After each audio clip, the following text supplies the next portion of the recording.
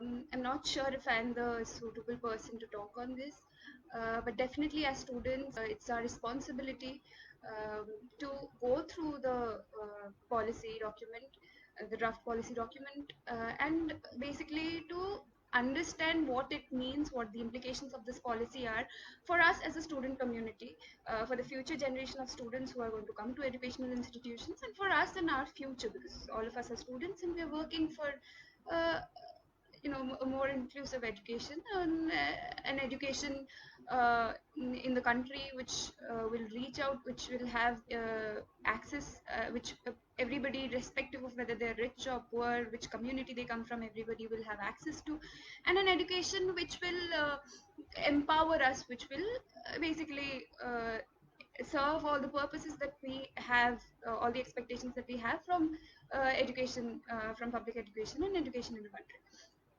So this okay, I'll begin here. This policy which was passed in this whole pandemic situation, by the way, I'm hoping all of you are doing well, you're keeping safe in the whole lockdown. um, the hurried nature in which this policy was passed, without a proper discussion in the parliament, without taking any of the suggestions which were put in place, uh, let us first start looking at that. Why was it done? In this situation where death rates are going high, where the infection rates are going high, the priority of the government is, number one, to arrest all the political activists, including students, under the charges of UAPA, put them in jail, and then to pass an education policy. I mean, where the health infrastructure is collapsing, where other things should be looked at, where people are losing their jobs. Why did the government have to pass this policy during this time? Now, this the draft of this policy came in 2019, last year, around this time, July or June or July, around this time, the draft national new education policy came into being.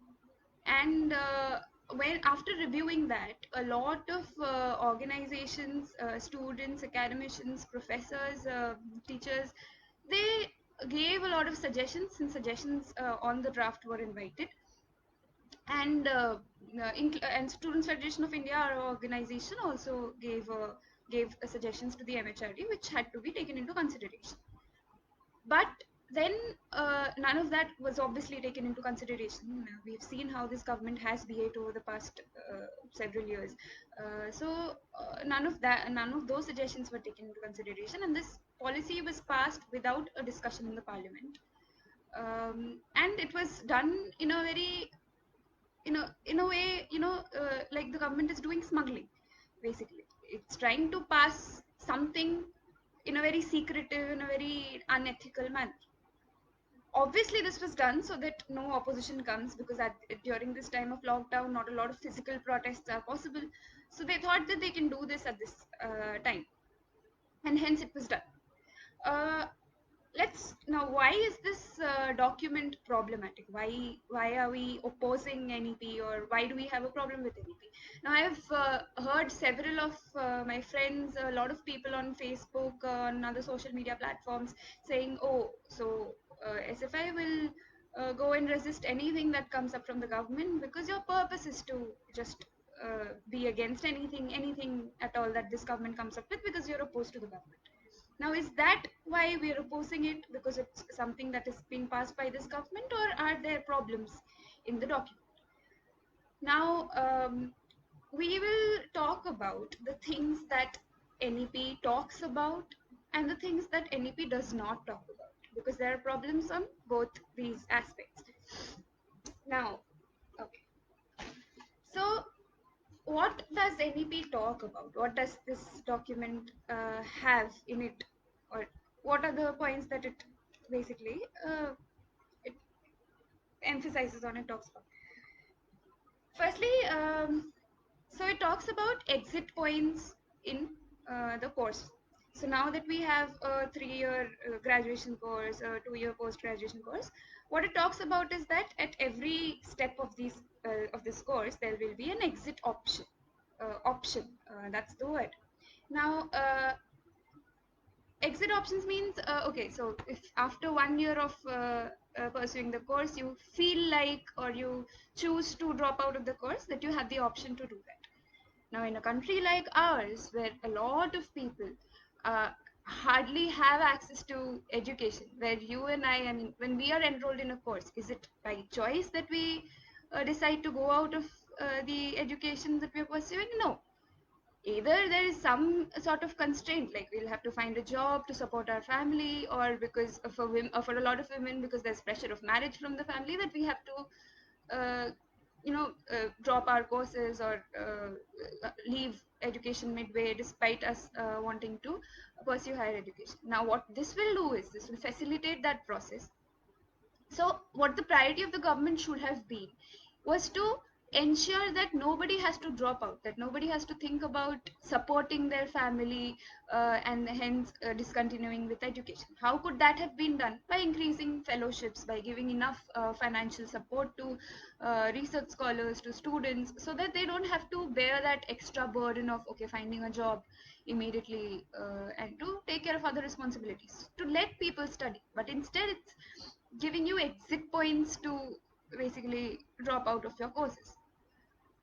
Now, what else does this education policy talks about? Okay, it talks about in a lot of places about consider about treating private and public institutions as equal.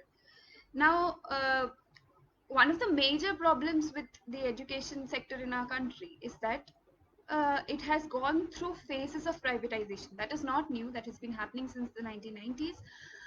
It has gone, and we know how many private colleges, private institutions, especially those in engineering, management, and other training related courses are there, propping up everywhere in the country, and they charge you exorbitant fees. They're not accessible to most people. Firstly, they don't even implement reservations because private institutions are not supposed to stick to reservations. So there they are excluding a chunk of people. Then again, among the forward castes who are getting access to such institutions, they're also uh, they're charging exorbitant fees. So only very rich upper class, upper caste people have access to such educational institutions. That's one of the uh, major problems with the education in our country. And this new education policy does nothing to address that. So I'll tell you something which is tragically funny. Right before I was going for this talk, I knew that the education policy had no mention of reservation whatsoever. So what I did was I have read the document and skimmed through the document, but then I thought, okay, maybe I've missed something somewhere. Maybe there was some mention of reservation somewhere, or something to address caste discrimination in institutions. So I gave the keyword reservation on the document to search through places where it is talked about it. What came up in my results is preservation of culture, preservation of traditions in so many places of the document. There is not one talk of reservation, other than in one place where it talks about how private institutions wouldn't have to stick to reservations. That's the only time that the new education policy mentions the word reservations. In a country like ours, where we've seen what happened with Rohit Vemula, we've seen what happened with Payal Tadvi, where educational institutions have become Brahmin agraharas, where people coming from marginalized sections are discriminated day in and day out. Uh, not only are reservations not followed. So, last year in 2019, we had this protest in JNU where our progressive admission policy, was going to be changed. So, where in JNU we had uh, grace marks for discriminated population. Say for women, we had 5 marks extra before, which was reduced to 2 later, and now it has been done away with.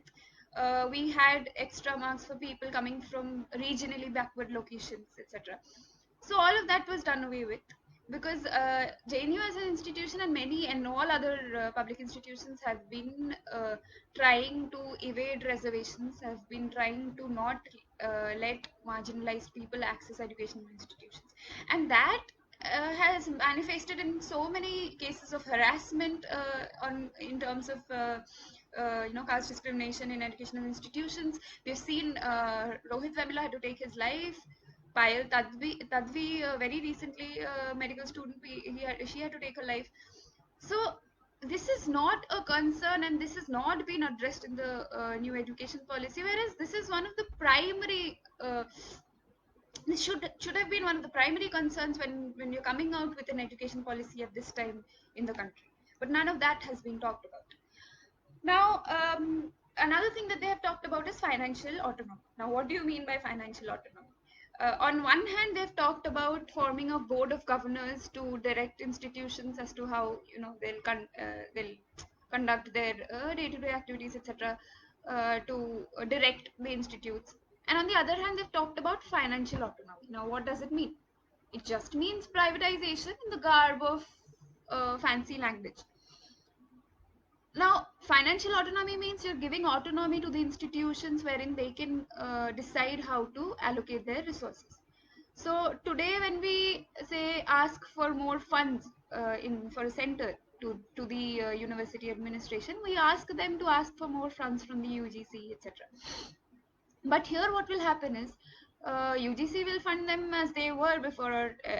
We know that with every coming education budget, our education budget is getting slashed. With every coming budget, that will keep happening. So public funding in education will go down, and with this financial autonomy, these institutions will be free or autonomous to charge more fees from their students, to cut down on scholarships, and to get that money that way to allocate to the other needs, basically, without having to ask to the government for more funding. Also, bodies like HEFA, which grant loans to educational institutions, have been established. The purpose of these institutions like HEFA is basically that they'll grant loans to public institutions which will be paid back. These are not grants, by the way, these are loans. These are loans which will have to be paid back by the public institutions. And how will they do it? They'll do it by obviously uh, mobilizing resources from their students.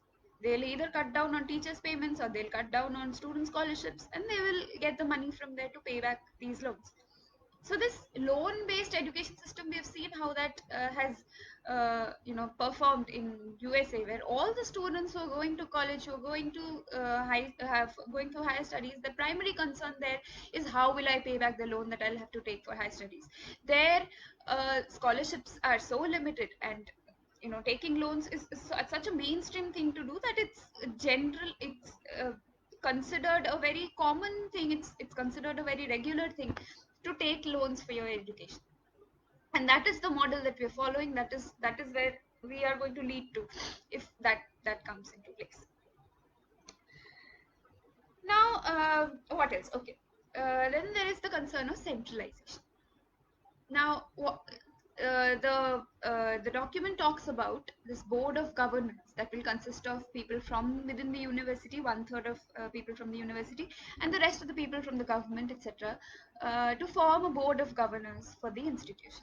Till now, what we had in place was basically an autonomous body in all the educational institutions. Those bodies are anyway. I mean, I'm not saying that those bodies are devoid of complete political influence from part of the government, but even then, we could fight for, or we could talk about student representations in those bodies, or we could select, say, for our centers, in JNU, for our centers, for our schools, we have deans, we have chairpersons. There's some sort of a democracy or democratic procedure which is not being followed lately, but at least it was in place till a few years back. But what this board of governors will do is that it will officially make that process undemocratic, where a board of governors will be appointed, and obviously the BJP government will try to put in their own people who will decide on the important decisions, who will take decisions on behalf of the university. Now, that is going to do away with all the autonomy, all the democracy you had in decision making. So students for their universities will have no say as to what is good and what is bad for their university. Teachers will be, if they're appointed, will be appointed with, uh, with the people who are basically the yes men of the government, and hence basically all democratic structure in that will be done away with. Now, this other thing that this document talks about, I mean, it's tragically funny that this idea of one nation, Hindi, Hindu Rashtra, that has been propagated by this government all this while in all the other spheres, reflects so blatantly and so obviously in the national education, in the new education policy as well.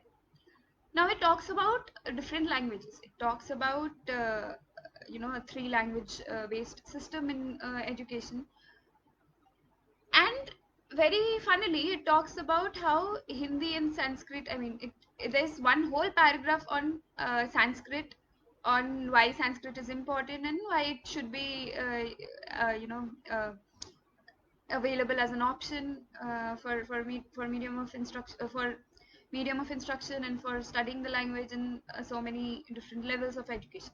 Now we are not against studying Sanskrit or people taking up Sanskrit, but this extra emphasis on Sanskrit as a language or extra emphasis on Hindi as a language is with the idea of making, of projecting one language as the national language of the country, etc., completely ignoring the regional languages that people have. Not only, say, regional languages of the southern states of India or the eastern or northeastern states of India, or the northernmost states of India, but also in the north, like in North India, there are different languages other than Hindi. It's not the Hindi belt as we call it. There are languages like Maithili, Bhojpuri and other languages which will be completely done away with, because Hindi and Sanskrit will be imposed on them. Who in this country speaks in Sanskrit? Who in this country speaks, whose mother tongue is Sanskrit, or who talks in Sanskrit, speaks in Sanskrit in their houses? So why this extra emphasis on Sanskrit? It does mention other languages, but this one whole paragraph and the whole going on and on about how Sanskrit is important, how that basically serves their purpose of Hinduization, or whatever you call it, of imposing the language, and in the sense imposing their political agenda in the education sector. Okay, so again, another interesting thing that I came across while going through the document was about shutting down substandard educational institutions. Now, who decides which educational institution is substandard and which is par standard? Tomorrow, if they feel like one educational institution isn't serving their purpose, it's a substandard institution, that can be used as an excuse by this government to shut down basically any institution in the country, and that will be good for them. If they shut down public universities, if they shut down public funded education, then basically that will make space for more privatization, for more private institutions to come up. And I mean, all the anti-national activities that go on in central universities, universities that they consider as hubs of anti-national, they can use this as an excuse to shut any of these institutions down. So there's a clause for that also in the new education policy. Okay, I'll come to research in a bit. I'm pursuing MPhil from JNU. So my course is being done away with. It's the new education policy does not consider MPhil as an important research course. So they're going to scrap MPhil and they're going to go for direct PhD. Now it's interesting because MPhil is the stage where a lot of people who are new to research after, because in our MA, in most of the courses, we're not taught how to pursue research, about the methodologies of research, or what you're basically supposed to do. You have textbooks, you write exams, and that's it. Research is a completely different ballgame altogether. We're not taught that in MA or graduation. So MPhil gives you that space where you actually learn how to do research. You might not come up with great research papers, but at least you learn how to do research. And that's a breather space for a lot of students, or a lot of people who want to pursue research but are not sure. And for a lot of students in our country, with the whole burden of providing for the family, looking for a job, or for women with the pressure of getting married soon, you'll have to get married before you're 30 and all of that. A lot of people have to not, even, despite wanting to do a PhD, they cannot do a PhD. They choose to do an MPhil instead. They have some exposure to research. They can do some research, and then gradually they can take a PhD when they can. But that option is being shut down by the government, because the government does not think that research in this country is important at all. Even in the policy for research, in the draft, in the new education policy, what they've talked about is that research in issues of national interest will be entertained. Now, who decides what are the issues of national interest? And they've given some examples, like something about environment, water conservation, etc., etc. But what about people pursuing research on, say, gender? What about people pursuing research on other things, on democracy, on, or for example, my research is on caste, and it's linked to occupation. So what about research like that? Are they not in interest of the, are not in national interest? Who decides them? So this independent characteristic of research, where research scholars take up topics which they think are contributing to the pool of knowledge, or which they think are affecting the society in some way or the other, that whole thing will be done away with, because those might not be, in fact, anything that will come as being critical of the government, will not, definitely not be considered as issues of national interest. So independent research will suffer a huge setback if this new education policy comes in place. Okay, now let's talk about the things that this we've talked about things that this new education policy talks about, or they're planning to bring about. What does this new education policy not talk about that it should talk about? As I mentioned earlier, the caste discrimination in educational institutions, especially in higher education institutions, there's a structural way in which people coming from marginalized backgrounds are discriminated inside the classroom and outside the classroom on a regular basis. Um, right from admission procedure, where this whole viva voce process of admission, where students who maybe know a lot, but they're not fluent in English, or they're not being able to express what they know in a very polished language, they are discriminated against. And there have been multiple instances where people from backward caste communities, from backward social locations, have scored really well in the written examination, and in viva they're given very poor marks, and they don't make it through universities. This has happened in so many cases in JNU. This has happened, I'm sure, in other universities as well. Now, this blatant form of caste discrimination, even when they make it, luckily, after facing all of this discrimination in the admission procedure itself, when they make it luckily to educational institutions, they are subjected to humiliation, they're subjected to a lot of difficulties within the classroom and outside the classroom. Every day we've seen how this leads to somebody like Rohit Vemula taking his life. So all of this, that is a major problem in educational institutions, is not being talked about in the new education policy. This apparently is not something that is central to any educational policy. I mean, you can imagine the priorities of this government. So it's not shocking. It's definitely disappointing, but it's not shocking, because we've seen how this government has dealt with issues like of marginalization. We've seen how they've propagated hatred towards backward communities, towards marginalized communities. So this is not something that comes as a surprise to any of us. Another thing that this education policy does not talk about is sexual harassment in educational institutions. What it does is, there's one place where it talks about uh, making campuses more sensitized to gender, sexual harassment, etc. it talks in passing about some sort of sensitization. It throws huge terms, etc. But there's nothing concrete about any institutional mechanism to deal concretely with sexual harassment cases that come up in educational institutions. And we know how big a problem, how major a problem this is. For women coming out of their hometowns, for women studying in higher educational institutions, women's safety should be a major priority of this government, which I mean obviously it's not. So there are many other things that we can actually discuss and talk about in this new education policy, but these are most of the things that come off my head. And we need to look at it also in terms of what is going on in the country. There is rampant privatization, not just in education. There is privatization in the health sector. There's privatization in jobs. Government jobs are going down more. There's more and more private jobs coming up, and the private jobs need a skilled labor force who can basically work for them for less wages, etc.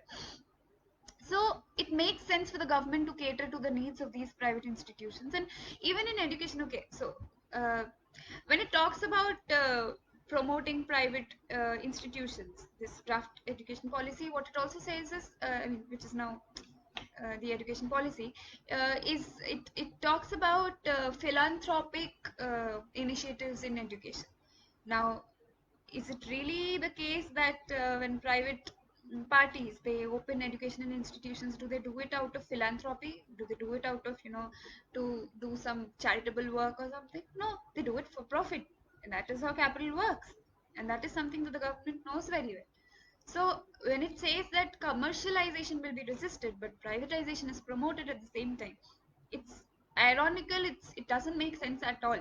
And it's not like the government doesn't know about it. It's not like they're unaware, or they are you know that um, they're unaware of it. That's not the case. They know it very well. They know what is going to happen, and they are still catering to the needs of the private institutions. At this point, I mean, where we are in this country in terms of privatization, we might as well make Ambani the prime minister, because practically the private parties, the bourgeois are the ones who are taking decisions on behalf of the government on every matter in this country. So, so when we see that a lot of private jobs are coming up, which, by the way, again, have no policy for reservations whatsoever, where marginalized caste communities are getting sidelined, are getting discriminated against anyway. So when these private jobs are coming up, this government, what it's trying to do with this education policy is to make education into something which will produce skilled labor for these private jobs. So, and also, I mean, one can imagine here when UAPA is being charged on every student activist, and then students are taken behind bars. Not just students, any activists, poets, journalists, everybody who's speaking up against this government is being taken behind bars. Is the time of the pandemic something? I mean, we know how this government has cracked down over any sort of dissent over the past, since it came to power in the first term in 2014. But at least on humanitarian grounds, at least on I don't know, from some thought, somebody should not do this. At least when there's a pandemic, when people are under lockdown, there's severe stress, people are losing their jobs, people are dying because of this virus, etc. What the government is doing is it went to Jamia, wiped off all the wall graffiti that was there. It is arresting student activists. It is cracking down on every form of dissent in every way possible, even during this time. Which is why, what I started with basically, why when we're talking about the new education policy, it's very important that we remember during what time, what circumstances this policy was passed, and why. So, I've spoken, I guess, a lot. If there are questions from your side, you can ask them, and I'll answer. I'll try to answer as much as possible in my capabilities, and we can have a discussion.